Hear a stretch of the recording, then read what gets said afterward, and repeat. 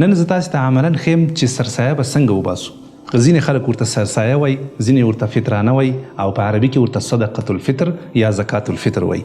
اختر را روان ده، هر مسلمان په دې فکر کې ده چې سرسایه او صدقة الفطر څنګه وباسم، چاته ورکم او څه وخت ورکم. نو دا خبرې ان شاء الله زه تاسو ته ټولې کوم. اول خو دا ده چې تاسو باید کوشش وکړئ چې په سرسایه کې خوراکي توکي ورکړئ، ځکه نبي علیه الصلاة والسلام په سرسایه کې خوراکي توکي ذکر کړي دي. خو هغه توکي نن سبا عام نه دي. نن سبا عام وریجې دي، ما سره دلته وریجې دي. نن سبا عام خوراک د خلکو نخود دي، دال دي، لوبیا ده او همدارنګه سوجي ده، د دې ترڅنګ وړه دي، نور وغیره نس مواد. دا ټول د غریب د خوراک شیان دي. که چېرته ستاسو وس رسیږي بهترینې وریجې واخلئ او غریبانو ته ورکړئ. خو که وس هم لږ کمزوري وي نو کوشش وکړئ چې دغه ډکره وریځې واخلئ. که بیخي هم وسه کمزوري وي نو کوشش وکړئ چې دغه شولهي وریځې واخلئ. همدارنګه سپینې وریځې اخیستلی شئ. که وس هم رسیږي نخود واخلئ، که وس هم رسیږي دا لوبیا، دال، می، هر یو شی وړه بهترین خوراک ته نن سبا. نو څومره به ورکوو قدرمنو لیدونکو؟ زه راځم. موږ په کور کې 5 نفر یو زه یم، یو کور ودانه ده او 3 ماشومان دي.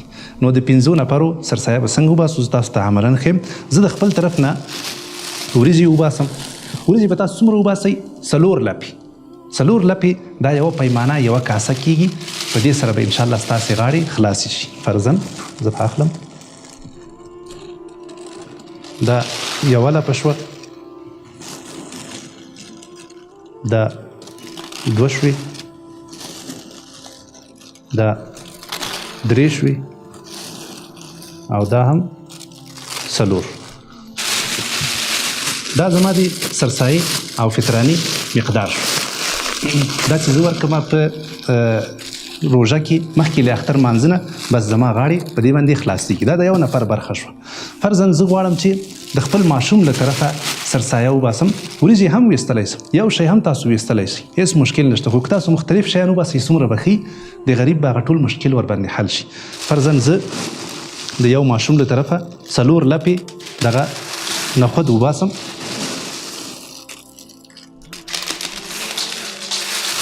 دلته غورځېږي، ټکه ټوکه کوي، خو خیر دا به بیا انشاءالله بېرته راغونډ کړو. 3 لپې شوې او دا هم 4 لپې. دا قدرمنو لیدونکو د یو ماشوم برخه شوه. فرضاً زه غواړم چې د کور ودانې برخه وباسم. که د هغې وسه کېږي ښه دا ده چې په خپله باندې هغه خپله سرسایه ورکړي. خو که یې د کور مشر وي او د ښځې وسه نه کېږي، په کار د مشر ته چې هغه د خپلې کور له طرفه د ماشومانو، د ښځو، د ټولو له طرفه صدقه فطر او سرسایه وباسي. دا وړه دي ما سره، زه به د هغې له طرفه وړه ورکم. صحیح شو؟ وړه هم 4 لپې، دغه رقم 1 لپه، دا هم 2 لپې،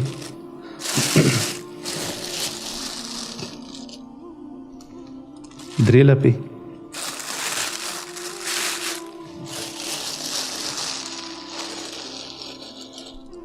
او دا هم 4 لپې. 4 لپې وړه دا ستاسې د ورېندارې له طرفه شو. دا هم د هغې برخه شوه، 3 برخې شوې. همدارنګه لوبیا شوه. لوبیا به هم تاسو 4 لپې واچوئ. همدارنګه بل کوم څه شی تاسو راوړي وي هغه هم 4 لپې واچوئ.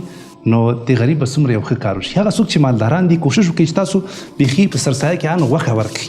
دا هم امکان لري. غوښه که 4 لپې زه راواخلم ډېره پیسې کېږي، نو تاسو غوښه ورسره یو ځای کړئ د یوې برخې نه. نو په دې سره به انشاءالله ستاسو غاړې خلاصې شي. ګورئ تاسو چې فامیل کې څومره خلک یي، د هغوی ټولې برخې دغه رقم راغونډې کړئ، په یو خلطه کې واچوئ او غریب ته وروړئ. یقین لرم چې د غریب به ډېر کار ورباندې وشي.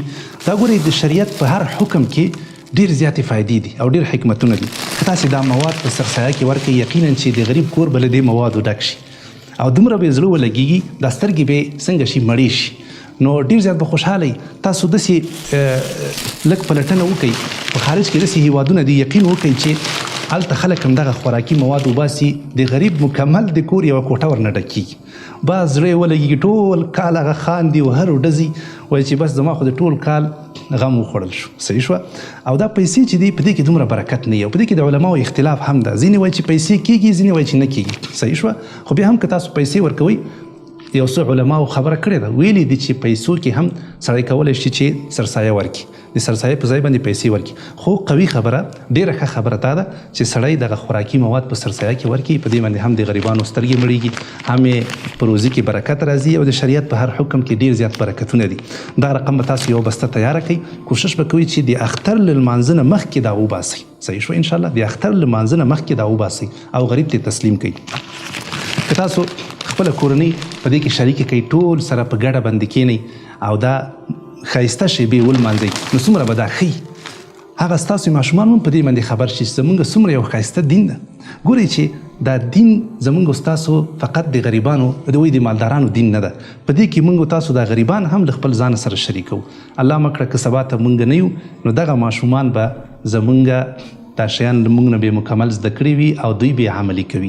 نو دا څومره یو ښه فضا ده چې تاسو له خپلو ماشومانو سره کښېنئ او ټول په ګډه باندې دا خلطه تیاره کړئ او بیا راواخلئ او غریبانو ته یې وروړئ. نو د اختر لمانځه نه مخکې وباسئ. هغه څوک چې په خارج کې دي هغوی د کوشش وکړي چې پیسې راولېږي افغانستان ته، او دلته په افغانستان کې دي هغوی په دغه پیسو باندې خوراکي مواد واخلي. هر څوک چې په هر ځای کې اوسېږي د همغه ځای قیمت ته اعتبار ده، د همغه ځای خوراک ته اعتبار ده. که تاسې په لندن کې او غواړئ چې په افغانستان کې سرسایه ورکوئ نو تاسې به د لندن په حساب باندې ورکوئ. پوه شوئ انشاءالله. مثلا څوک په سعودي کې دي هغه غواړي چې خپله سرسایه وباسي، په افغانستان کې غواړي چې وباسي نو هغه به د سعودي په حساب باندې سرسایه وباسي. د سعودي حساب ته اعتبار ده چې هلته هر څومره اندازه وي په همغه اندازه باندې به په افغانستان کې وباسي. نو دغه د سرسایې په اړه باندې خبرې هیله ده چې تاسو به پوه شوي یئ. ښې بستې تیارې کړئ د دې لپاره چې غریبان خوشحاله شي او د دې لپاره چې انشاءالله په هغوی باندې هم دا خوښۍ زیاتې شي. دا اختر داسې یو مبارکې شیبې دي چې باید موږ تاسو لکه څنګه چې الله جل جلاله خوشحاله کړي دا رقم باید موږ تاسو غریبان هم خوشحاله کړو. صحیح شوه. دا اختر زموږ ستاسو ټولو اختر ده او د دې له برکته الله جل جلاله زموږ ستاسو روژه قبلوي. صدقه فطر سرسایه یعنی سجده سهوه. لکه څنګه کله چې موږ په مانځه کې یو سهو رانه وشي نو موږ تاسو په آخره کې سجده سهو وکړو د دې لپاره چې مونځ مو ښه شي او بشپړ شي. نو دغه رقم که چېرته موږ نه په روژه کې کومه غلطي شوي، کومه اشتباه شوي، نو د دې صدقې له برکته الله جل جلاله زموږ ستاسو دغه کوم اشتباهات نیمګړتیاوې چې په رمضان کې شوي دي هغه ورباندې پوره کوي او زموږ ستاسو دا روژه په ډېر یو ښه شکل باندې الله جل جلاله ته وړاندې کیږي. نو تاسو یې له زړه نه یې ورکوئ، په مینه یې ورکوئ او مستحقو خلکو ته ورسوي. څوک چې غریبان دي، مسکینان دي، په چا باندې چې زکات کیږي په تنخوا کې چاته نشي ورکولی. ضروري ده چې باید موږ تاسو دا مستحقو خلکو ته ورسو. یقیني چې څوک مستحق وي او غریبان وي په دې سره به انشاءالله الله جل جلاله هم راضي شوی وي او زموږ ستاسو دا رمضان به په ښه توګه باندې الله جل جلاله ته رسېدلی وي. زم دا 5 برخې تیارې دي او غریبانو ته تسلیموم.